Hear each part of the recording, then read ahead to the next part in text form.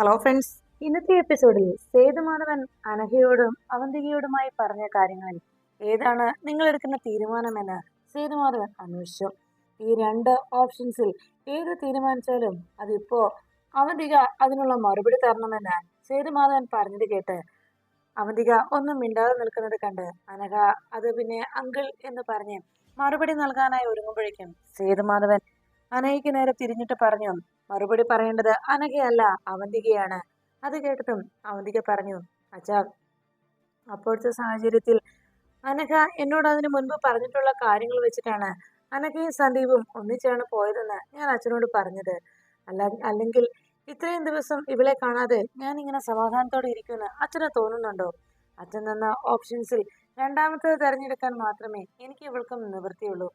ഇനി ഒരിക്കലും ഇതുപോലുള്ളൊരു പ്രശ്നം ഞങ്ങളായിട്ട് ഉണ്ടാവുകയില്ല എന്ന്, ഞങ്ങൾ അങ്ങനെ ഒരു പ്രശ്നം ഇനി ഉണ്ടാക്കുകയില്ല എന്നും അച്ഛൻ ഞങ്ങൾ വാക്ക് തരുന്നു എന്ന് അവന്തിക സേതുമാധവനോട് പറയുന്നു.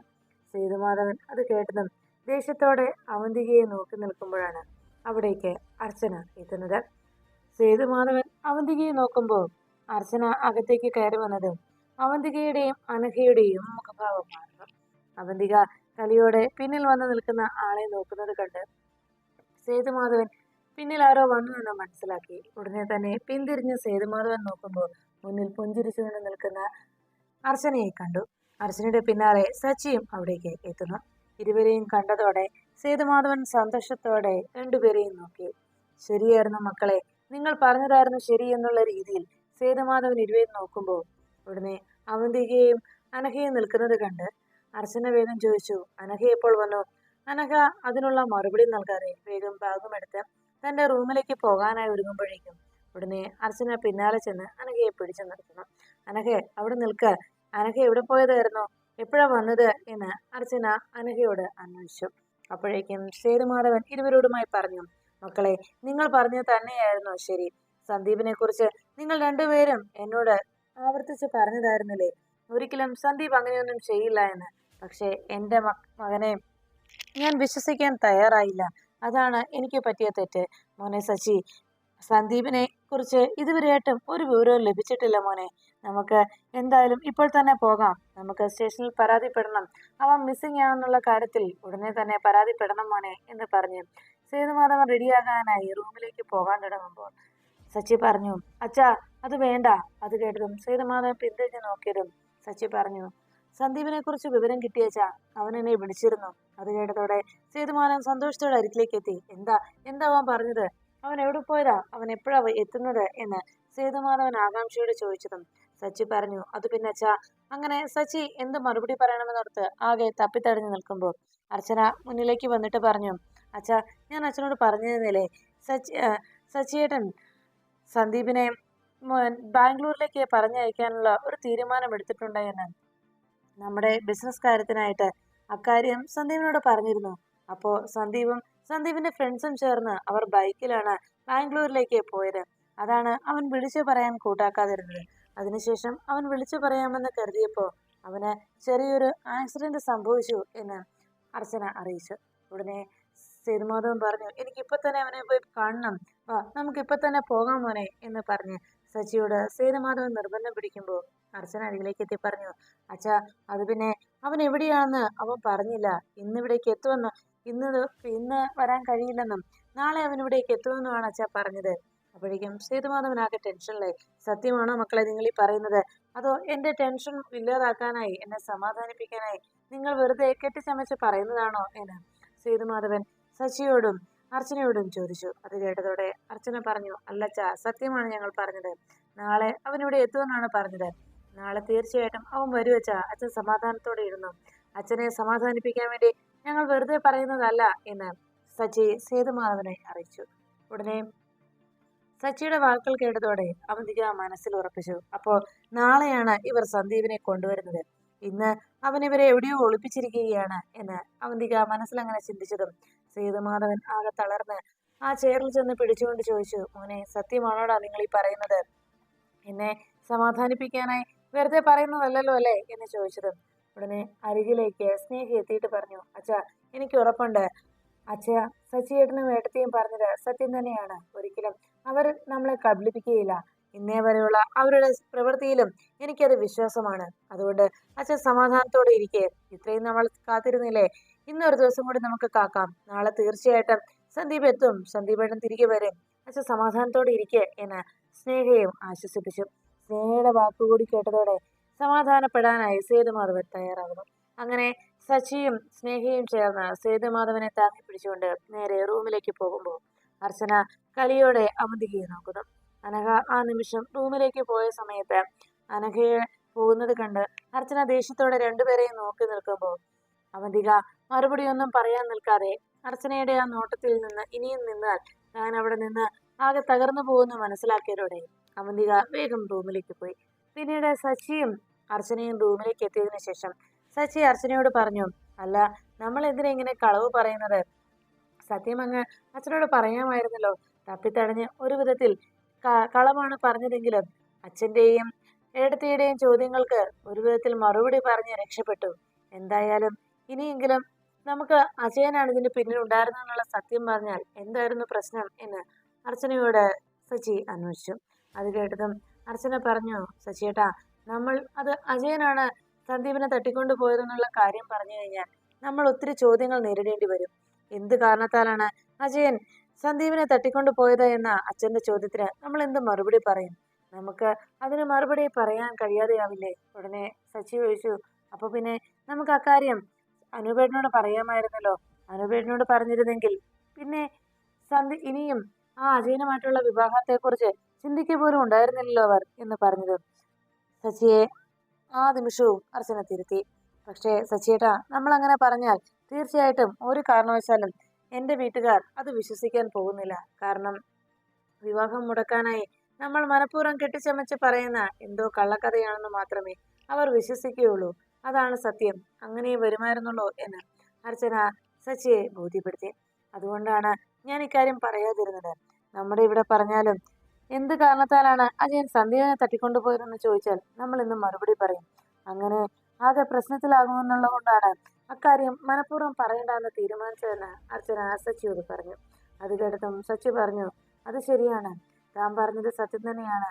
അങ്ങനെ അജയനാണ് തട്ടിക്കൊണ്ടുപോയതെന്ന് പറഞ്ഞാൽ എന്ത് കാരണത്താലാണ് അജയൻ സന്ദീപിനെ തട്ടിക്കൊണ്ടുപോയത് എന്നതിനുള്ള കൂടി മറുപടി നമ്മൾ പറയേണ്ടി വരും. എന്തായാലും അത് നമ്മൾ അക്കാര്യം തൻ്റെ ആ ഒരു തീരുമാനത്തിൽ നിന്ന് നമ്മൾ ഒഴിവാക്കിയെടുത്തല്ലോ, അത് നന്നായി. എന്തായാലും ഇപ്പൊ അച്ഛൻ ആശ്വാസത്തിലായല്ലോ, നാളെ സന്ദീപിനെയും കൂട്ടി നമുക്ക് വരാമല്ലോ എന്ന് സച്ചി അർച്ചനയോട് പറയുന്നു. അപ്പോഴാണ് അർച്ചനയുടെ ഫോണിലേക്ക് അബ്ദുൽ ഖാദറിന്റെ കോൾ എത്തിയത്. അർച്ചന സച്ചിയെ നോക്കിയിട്ട് പറഞ്ഞു, അബ്ദുൽ ഖാദറാണ് വിളിക്കുന്നത്, ഡോക്ടറാ വിളിച്ചുകൊണ്ടിരിക്കുന്നത് എന്ന് പറഞ്ഞതും സച്ചി കോൾ എടുക്കാനായി പറഞ്ഞു. അർച്ചന കോൾ എടുത്തതും അബ്ദുൽ ഖാദർ പറഞ്ഞു, അതെ, കാര്യങ്ങളെല്ലാം ഓക്കെ ആയില്ലേ അർച്ചന എന്ന് ചോദിച്ചതും എല്ലാം ഓക്കെ ആയി ഡോക്ടർ എന്ന് അർച്ചന മറുപടി നൽകി. അതെ, ഞാൻ അജയനെയും കൂട്ടരെയും ഇവിടെ കെട്ടിയിട്ടിരിക്കുകയാണ്. വിവാഹം മുടങ്ങിയല്ലോ അല്ലേ എന്ന് ചോദിച്ചതും ശരിയായി, അതെല്ലാം മംഗളകരമായി നടന്നു, വിവാഹ നിശ്ചയമൊക്കെ മുടങ്ങി എന്ന് അർച്ചന പറഞ്ഞത് കേട്ട് ഉടനെ അബ്ദുൽ ഖാദർ ചോദിച്ചു, എന്നാ ഞാൻ ഇനി ഇവന്മാരെ അങ്ങ് വിട്ടേക്കട്ടെ? ഇവന്മാരെ ഇനി ഇവിടെ ഇടേണ്ട കാര്യമില്ലല്ലോ. പിന്നെ ഒരു കാരണവശാലും ഇതിനൊക്കെ പിന്നിൽ അവന്തികയാണെന്നുള്ള ഒരു തരി സംശയം പോലും സച്ചിക്ക് ഉണ്ടാകാതെ നോക്കണമെന്ന് പറഞ്ഞു. അത് കേട്ടതും അർച്ചന പറഞ്ഞു, ശരി, അങ്ങനെ തന്നെ ആയിക്കോട്ടെ, ഇക്കാര്യം ഞങ്ങൾ ഒരു കാരണവശാലും സച്ചിയെ അറിയിക്കില്ല എന്നുള്ള രീതിയിൽ അർച്ചന സച്ചിയെ നോക്കി. അപ്പോഴേക്കും അബ്ദുൽ ഖാദർ പറഞ്ഞു, എന്നാ ശരി അർച്ചന എന്ന് പറഞ്ഞ് ഫോൺ വെക്കാൻ ഒരുങ്ങുമ്പോഴേക്കും അർച്ചന പറഞ്ഞു, അല്ല, ഡോക്ടറോട് ഒരുപാട് നന്ദിയുണ്ട്. ഈ ഒരു അവസരത്തിൽ ഡോക്ടർ സഹായിച്ചില്ലായിരുന്നെങ്കിൽ ഇങ്ങനെയൊന്നും സംഭവിക്കുമായിരുന്നില്ല എന്ന് പറഞ്ഞതും അബ്ദുൽ ഖാദർ പറഞ്ഞു, എന്നാ ശരി, എല്ലാം ഇത് നമുക്ക് പിന്നീട് സംസാരിക്കാം എന്ന് പറഞ്ഞ് അബ്ദുൽ ഖാദർ ഫോൺ വെച്ചു. അതിനുശേഷം അജയനെയും കൂട്ടുകാരെയും നോക്കി അബ്ദുൽ ഖാദർ പറഞ്ഞു, അതെ, അർച്ചന പറഞ്ഞതേ നിങ്ങളെ ഇനി വിട്ടേക്കാനാണ്. അത് കേട്ടതോടെ അർച്ചന വിട്ടേക്കാനായി പറഞ്ഞു എന്ന് കേട്ടതും അജയനും കൂട്ടുകാരും നിലവിളിക്കുന്നത് കേട്ട് അബ്ദുൽ ഖാദർ പറഞ്ഞു, പക്ഷെ അങ്ങനെയങ്ങ് നിങ്ങളെ വിടാൻ പറ്റില്ലല്ലോ അല്ലേ എന്ന് അബ്ദുൽ ഖാദർ അവരോട് ചോദിച്ചു. അപ്പോഴേക്കും സച്ചിയോട് അർച്ചന പറഞ്ഞു, സച്ചിയേട്ടാ, ഇന്നൊരു ദിവസത്തേക്ക് അവന്റെ കൂടെ നിൽക്കാൻ നമ്മൾ പോണം. അവിടെ വേറെ ആരും ഇല്ലല്ലോ, അതുകൊണ്ട് സന്ദീപിന്റെ കൂടെ നിൽക്കാൻ ആരെങ്കിലും വേണമല്ലോ. അവനുള്ള ഡ്രസ്സുമായിട്ട് നമുക്ക് ഉടനെ പോണം എന്ന് അർച്ചന സച്ചിയെ അറിയിച്ചു. സച്ചി പറഞ്ഞു, എന്തായാലും അവനെ കണ്ടപ്പോഴാണ് എനിക്കൊരു ആശ്വാസമായത്. ഇന്ന് നമുക്ക് തന്നെ പോകാം എന്ന് സച്ചി അറിയിച്ചു. പിന്നീട് അർച്ചനയും സച്ചിയും ഫ്രഷായതിനു ശേഷം സന്ദീപിനുള്ള ഡ്രസ്സുമായി മറ്റുള്ളവരെ കണ്ണുവെട്ടിച്ച് അവർ പതുക്കെ സ്റ്റെയർ ഇറങ്ങി വരുന്നു. സച്ചി ബാഗും എടുത്തുകൊണ്ട് അർച്ചനയുടെ പിന്നാലെ വരുമ്പോഴാണ് സ്റ്റെയർ ഇറങ്ങി അവർ താഴെ എത്തുമ്പോഴേക്കും പുറത്തു നിന്ന് സേതുമാധവൻ അകത്തേക്ക് കയറി വന്നത്. സേതുമാധവന്റെ മുന്നിൽ ബാഗുമായി നിൽക്കുന്ന അർച്ചനയെയും സച്ചിയെയും കണ്ടതോടെ സേതുമാധവന് ആകെ സംശയമായി. സച്ചിയുടെ കയ്യിലിരുന്ന ആ ബാഗിലേക്ക് സേതുമാധവൻ സൂക്ഷിച്ചു നോക്കുന്നു. സച്ചിയും അർച്ചനയും സേതുമാധവനെ നോക്കി പുഞ്ചിരിച്ചുകൊണ്ട് നിൽക്കുമ്പോൾ അരികിലേക്ക് എത്തി സേതുമാധവൻ ചോദിച്ചു, അല്ല, നിങ്ങളിത് എങ്ങോട്ടായി ഈ ബാഗൊക്കെ ആയിട്ട്? ഉടനെ അത് പിന്നെ അച്ഛാ ഞങ്ങൾ എന്ന് പറഞ്ഞ് സച്ചി ഉത്തരം പറയാനായി ആകെ വിഷമിക്കുന്നത് കണ്ട് അർച്ചന പറഞ്ഞു, ഞങ്ങൾ എൻ്റെ വീട് വരെ പോവാച്ചാ. അത് കേട്ട ഉടനെ സേതുമാധവൻ ആകെ ടെൻഷനോട് നോക്കി. അവിടെ വിവാഹം നിശ്ചയം മുടങ്ങിയത് കൊണ്ട് എല്ലാവരും ആകെ വിഷമത്തിലാണ്. അതുകൊണ്ട് ഇന്നൊരു ദിവസം അവിടെ തെങ്ങാമെന്ന് കരുതിയച്ചാ. അപ്പോഴേക്കും സേതുമാധവൻ ചോദിച്ചു, വിവാഹ നിശ്ചയം മുടങ്ങിയെന്നോ? അതെങ്ങനെയാ, എങ്ങനെ സംഭവിച്ചു എന്ന് സേതുമാധവൻ അന്വേഷിച്ചു. സച്ചി പറഞ്ഞു, അത് പിന്നെ വിവാഹ നിശ്ചയത്തിന്റെ മുഹൂർത്ത സമയത്ത് പയ്യൻ എത്തിയില്ല. പയ്യൻ വരാതിരുന്നുകൊണ്ട് അതിനെ ചൊല്ലി ഒന്നും രണ്ടും പറച്ചിലായി. അവസാനം രണ്ടു കുടുംബക്കാരും തമ്മിൽ ഈ വിവാഹം വേണ്ട എന്ന തീരുമാനത്തിലെത്തുകയായിരുന്നു എന്ന് സച്ചി അറിയിച്ചു. എല്ലാം കേട്ടതോടെ സേതുമാധവൻ പറഞ്ഞു, എന്തൊക്കെയാ സംഭവിക്കുന്നത്? ഇവിടെ തന്നെ കണ്ടില്ലേ എന്താ ഇവിടെ നടന്നുകൊണ്ടിരിക്കുന്നതെന്ന്.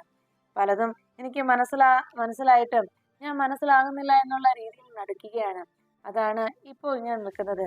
എന്നോട് എന്റെ മക്കളും മരുമക്കളും ഒക്കെ പലപ്പോഴും കളവ് പറയുകയും ഞാനതെല്ലാം കേട്ട് ഒരു മണ്ടനെ പോലെ നിൽക്കുകയും ചെയ്യുന്നത് എന്റെ നിവൃത്തികേടുകൊണ്ടാണ്. എല്ലാം മനസ്സിലാക്കി പ്രതികരിക്കാൻ എനിക്ക് അറിയാൻ മേലാഞ്ഞിട്ടല്ല. എന്റെ ദേഷ്യപ്പെടൽ അത് ഞാൻ പലപ്പോഴും നിയന്ത്രിച്ചിരിക്കുകയാണ്. മുമ്പൊരു വട്ടം അങ്ങനെ ഞാൻ മുന്നും പിന്നും നോക്കാതെ എടുത്തു ചാടിയതിന്റെയും ശകാരിച്ചതിന്റെയും ഫലമാണ് ഞാനിപ്പോൾ അനുഭവിച്ചുകൊണ്ടിരിക്കുന്നതെന്ന് സേതുമാധവൻ പറയുമ്പോൾ അന്ന് തന്റെ മൂത്ത മകനോട് നന്ദനോട് എന്തോ കയർത്ത് സംസാരിച്ചതിന്റെ പേരിൽ വീട് വിട്ടിറങ്ങിപ്പോയ നന്ദന്റെ ആ പ്രവൃത്തിയെക്കുറിച്ച് സേതുമാധവൻ വിഷമത്തോടെ ഓർമ്മിച്ചു. അങ്ങനെ അക്കാര്യം ഓർത്ത് സങ്കടപ്പെട്ട് സേതുമാധവൻ ഇരിക്കുമ്പോൾ അർച്ചനയും സച്ചിയും അച്ഛന്റെ വേദന കണ്ട് അരികിലേക്ക് ചെന്നു. അർച്ചന പറഞ്ഞു, അച്ഛാ, അച്ഛനോട് എനിക്കൊരു കാര്യം മാത്രമേ പറയാനുള്ളൂ. അച്ഛൻ ആരെയും 100% വിശ്വസിക്കരുത്, എന്നെ പോലെയും. അതുകൊണ്ട് അച്ഛൻ 1% മറ്റുള്ളവരുടെ പ്രവൃത്തിയിലും സംസാരത്തിലും സംശയം തോന്നിയിരിക്കണം. അവരെക്കുറിച്ച് സംശയത്തോടെ വേണം നോക്കാൻ. എന്നാൽ മാത്രമേ അച്ഛാ യഥാർത്ഥത്തിൽ നമ്മളെ ചതിക്കുന്നത് ആരാണെന്ന് മനസ്സിലാക്കാനാകൂ എന്ന് സേതുമാധവനോട് അർച്ചന പറയുന്നു.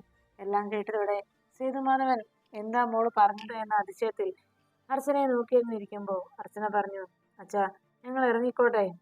അപ്പോഴേക്കും സേതുമാധവൻ പറഞ്ഞു, ഇന്ന് ഇവിടെ നടന്ന പ്രവൃത്തികളൊക്കെ എന്താണെന്ന് നിന്നോട് ഞാൻ പ്രത്യേകിച്ച് പറയേണ്ടതില്ലല്ലോ. സത്യത്തിൽ അനഘയ്ക്കിട്ടാണ് ഞാൻ തല്ലുകൊടുത്തത്. അനഘയുടെ ദേഹത്താണ് തല്ലുകൊണ്ടതെങ്കിലും വേദനിച്ചത് എന്റെ മനസ്സ് തന്നെയാണ്. അതാണ് ഇപ്പോ ഞാൻ ഇതുപോലെ നിരാശനായിരിക്കാനും സങ്കടപ്പെടാനും കാരണമെന്ന് സേതുമാധവൻ അർച്ചനയോടും ശശിയോടും പറയുന്നു. എന്തായാലും നിങ്ങൾ പറഞ്ഞ വിശ്വാസത്തിലാണ് ഞാനിപ്പോൾ ഇവിടെ ഇരിക്കുന്നത്. നാളെ എൻ്റെ മോൻ ഇവിടെ എത്തുമെന്നുള്ള ആ വിശ്വാസത്തിൽ ഞാൻ ഉറച്ചു നിൽക്കുന്നത്. നിങ്ങൾ പറഞ്ഞത് സത്യം തന്നെയാണല്ലോ അല്ലേ? വിശ്വാസവഞ്ചന അതൊരിക്കലും എനിക്ക് പൊറുക്കാൻ കഴിയുന്നതല്ല. അതുകൊണ്ട് തന്നെ ഇന്ന് എൻ്റെ മക്കൾക്കിടയിൽ അങ്ങനെ ഒരു പ്രശ്നം ഉണ്ടാകാതെ നോക്കാനും ഞാൻ ശ്രമിക്കുന്നുണ്ട്. എന്തായാലും ഒരു കാര്യം തീർച്ചയാണ്, സന്ദീപ് നാളെ എത്തുമെന്നുള്ള നിങ്ങളുടെ വാക്ക് ഞാൻ വിശ്വസിക്കണം. നാളത്തെ ഒരു ദിവസം കൂടി ഞാൻ കാക്കാം എന്ന് സേതുമാധവൻ അറിയിച്ചു. ഉടനെ അർച്ചനയും സച്ചിയും കൂടി സേതുമാധവനോട് സംസാരിച്ചതിന് ശേഷം അവരോട് നിന്ന് ഇറങ്ങുമ്പോൾ സച്ചി പറഞ്ഞു, അച്ഛാ, അർച്ചന പറഞ്ഞത് തന്നെയാണ് എനിക്കും പറയാനുള്ളത്. അച്ഛൻ ആരെയും കണ്ണുമടച്ച് വിശ്വസിക്കരുത്, ഞങ്ങളെ പോലും. അത് നമ്മുടെ കുടുംബത്തെ തന്നെ തകർത്ത് കളയുന്ന അവസ്ഥയിലാകും എന്ന് സേതുമാധവനെയും അർച്ചനയും സച്ചിയും പറഞ്ഞ് മനസ്സിലാക്കി കൊടുത്തു. ഇതെല്ലാം കേട്ടതും ഒന്നും മറുപടി പറയാനാകാതെ സേതുമാധവൻ അങ്ങനെ ആലോചിച്ച് നിൽക്കുമ്പോൾ ഞങ്ങളൊന്ന് പോയിട്ട് വരട്ടെ അച്ഛാ എന്ന് പറഞ്ഞ് സച്ചി ബാഗും എടുത്തുകൊണ്ട് ഇറങ്ങാൻ അർച്ചനയും ഓടുന്നിറങ്ങാൻ തുടങ്ങുമ്പോൾ സച്ചി അർച്ചനയോട് പറഞ്ഞു, വാ, ഇനി ഇവിടെ നിന്ന് ഒത്തിരി വിഷമിക്കേണ്ട എന്ന് പറഞ്ഞു. സേതുമാധവനാകെ സങ്കടത്തോടെ ഇരിക്കുന്നത് കണ്ടിട്ട് അർച്ചന മനസ്സോടെ സച്ചിയോടൊപ്പം ഇറങ്ങണം. സേതുമാധവൻ ആകെ തകർന്ന് മനസ്സ് ഭയങ്കരിക്കുമ്പോഴാണ് അവന്തികയുടെ ഫോണിലേക്ക് അജയൻ വിളിച്ചത്. നീ ജീവനോടെ എപ്പോഴും ഉണ്ടോടാ എന്ന് അവന്തിക കലിയോടെ ചോദിക്കുമ്പോൾ, ഉണ്ട് മേഡം, ഞാൻ ഇവിടെ തന്നെ ഉണ്ട് മേഡം, എനിക്ക് അത്യാവശ്യമായി മഴയെടുത്ത് ഒന്ന് കാണണം എന്ന് പറഞ്ഞതും അവന്തിക പറഞ്ഞു, ഇല്ല, ഒരു കാരണവശാലും നിന്നെ കാണാൻ ഞാൻ ആഗ്രഹിക്കുന്നില്ല എന്ന് പറഞ്ഞതും വീണ്ടും അവന്തികയോട് സേതുമാധവന്റെയും കുടുംബത്തിലുണ്ടായ പ്രശ്നങ്ങളും വൃന്ദാവനത്തിൽ നടന്ന സംഭവങ്ങളെക്കുറിച്ചുമൊക്കെ അവന്തിക ദേഷ്യത്തോടെ അജയനോട് ചോദിച്ചു. നിന്നെ വിശ്വസിച്ചിട്ടല്ലേ ഞാൻ ഇതിനെല്ലാം കൂട്ടുനിന്നത്? പക്ഷേ നീ എന്നെ ചതിച്ചില്ലേ? എന്നോട് കാണിച്ച ഈ ചതി, അതിന് ഒരിക്കലും മാപ്പില്ല നിനക്ക് എന്ന് പറഞ്ഞതും അജയൻ പറഞ്ഞു, എന്നെ എന്ത് വേണമെങ്കിലും ചെയ്തോ വേണം, പക്ഷേ ഇപ്പോ മേഡം തീർച്ചയായിട്ടും മേഡത്തിന്റെ മോളെ കൂട്ടിക്കൊണ്ട് വന്നേ പറ്റൂ.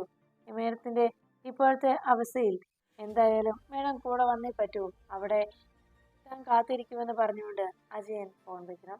ഉടനെ അവന്തിക പറഞ്ഞു, ശരി ഞാൻ വരാം എന്ന് പറഞ്ഞ് വേഗം ഫോൺ വെച്ച് കഴിയുമ്പോഴേക്കും അജയന്റെ കയ്യിൽ നിന്ന് മൊബൈൽ ഫോൺ വാങ്ങിച്ച് അബ്ദുൽ ഖാദർ ചോദിച്ചു, എന്താടാ അവൾ വരുവോ? ഉടനെ അജയൻ പറഞ്ഞു, വരുമെന്നാ പറഞ്ഞത്, എനിക്കറിയില്ല എന്ന് പറഞ്ഞ് അജയൻ നിലവിളിച്ചുകൊണ്ട് അങ്ങനെ ഇരിക്കുമ്പോൾ ഉടനെ അവന്തിക അവിടെ നിന്ന് പുറപ്പെടുന്നു. അവന്തിക കാറും എടുത്ത് പോരുന്ന സമയത്ത് അവന്തിക വരുന്നതിനെ കുറിച്ച് പറഞ്ഞുകൊണ്ട് അങ്ങനെ അബ്ദുൽ ഖാദറും അജയനും ഇരിക്കുമ്പോൾ അജയനോട് അബ്ദുൽ ഖാദർ അറിയിച്ചു, നീ എന്നു മുതലാണ് അവന്തികയുമായി കൂട്ടുകൂടിയത്? അന്ന് മുതൽ നിന്റെ അധപതനം തുടങ്ങിക്കഴിഞ്ഞു, നിന്റെ തകർച്ച തുടങ്ങിയ അജയ എന്ന് അബ്ദുൽ ഖാദർ അജയനോട് അറിയിച്ചു. അതിനുശേഷം അജയൻ പറഞ്ഞ സ്ഥലത്തേക്ക് അവന്തിക എത്തിച്ചേരുന്നതിനായി നീ എന്തായാലും ലൊക്കേഷൻ കൂടി അയച്ചു കൊടുത്തേക്ക്. നിന്റെ യജമാനത്തേക്ക് ലൊക്കേഷൻ കണ്ട് കൃത്യമായി എത്തിച്ചേരാമല്ലോ, വെറുതെ അതിലെ ഇതിലേയും നടന്ന് വഴിതെറ്റണ്ട എന്ന് പറഞ്ഞ് ലൊക്കേഷൻ അയച്ചു കൊടുക്കാനായി മൊബൈൽ ഫോൺ അജയന് നൽകുന്നു. അങ്ങനെ അജയൻ ലൊക്കേഷൻ സെൻഡ് ചെയ്തതും കൃത്യമായി അവന്തിക ആ സ്ഥലത്തേക്ക് എത്തുന്നു. അവിടെ തടിയുടെ മുകളിൽ കിടക്കുന്ന അവശനായി കിടക്കുന്ന അജയനെ കണ്ടുകൊണ്ട് അരികിലേക്ക് പാഞ്ഞെത്തി അവന്തിക ചോദിച്ചു, എന്തിനാണ് നിനക്ക് എന്നെ കാണുന്ന നീ നിർബന്ധം പറഞ്ഞത്? എന്തിനാ നീ ഞാൻ ചെയ്ത പ്ലാനെല്ലാം തുളച്ചു കളഞ്ഞിട്ട് നീ കിടക്കുന്നു അല്ലേ എന്ന് ചോദിച്ച് അവന്തിക ദേഷ്യപ്പെട്ടുകൊണ്ട് അരികിലേക്ക് പാഞ്ഞെത്തിയതും ഉടനെ അബ്ദുൽ ഖാദർ പിന്നിൽ നിന്ന് വിളിച്ചു പറഞ്ഞു, അതെ അവനല്ല കാണണമെന്ന് പറഞ്ഞത്, ഈ ഞാനാ, എനിക്കാ കാണേണ്ടത് എന്ന് പറഞ്ഞ് അബ്ദുൽ ഖാദർ മുന്നിലേക്ക് എത്തി.